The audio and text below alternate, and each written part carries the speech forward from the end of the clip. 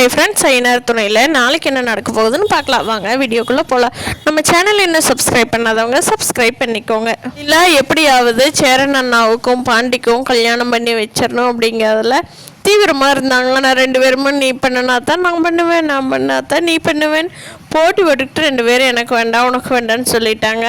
இல்லை அடுத்து என்ன பண்ணுறதுன்னு தெரியாமல் சரி வேலையும் இல்லை நம்ம போய் தேடிட்டு வருவோம் அப்படின்னு சொல்லி கம்பெனியாக தேட ஆரம்பிச்சிட்டாங்க. அதை சோழன் தான் கூட்டிகிட்டு போயிட்டுருக்காரு.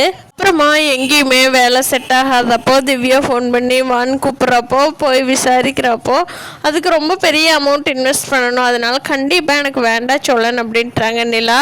ஆனால் சோழன் எப்படியாவது இந்த ப்ராஜெக்டை நிலாவுக்கு வாங்கி கொடுக்கணுமே, நம்ம எப்படி அமௌண்ட் ரெடி பண்ணலாம் அப்படிங்கிற யோசனையிலேயே வர்றாரு. நிலா கூப்பிட்டு பார்க்குறாங்க, என்னங்க ஒன்றும் பேச மாட்டேங்கிறீங்கன்னு.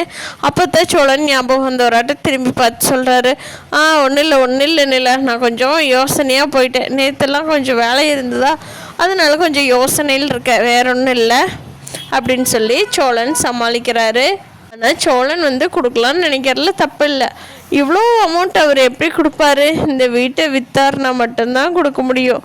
பார்க்கலாம் ஃப்ரெண்ட்ஸ், அவர் என்ன முடிவு எடுக்கிறாரு, அதுக்கு நல்லா சம்மதிக்கிறாங்களா அப்படிங்கிறத வரப்போகிற நாட்களில் பார்க்கலாம். இவங்களுக்கெல்லாம் கல்யாணம் பேச்சு ஆரம்பிக்கிறதுக்குள்ளே பல்லவன் அந்த பொண்ணை கூட்டிகிட்டு போனது எல்லாத்துக்கும் தெரிஞ்ச விஷயமாகி போயிடுச்சு. வரப்போகிற நாட்களில் நிலா எப்படி பல்லவனை கண்டிக்கிறாங்க, அவங்களோட பிரச்சனையெல்லாம் எப்படி சால்வ் பண்ண போகிறாங்க அப்படிங்கிறத வரப்போகிற நாட்களில் பார்க்கலாம் ஃப்ரெண்ட்ஸ்.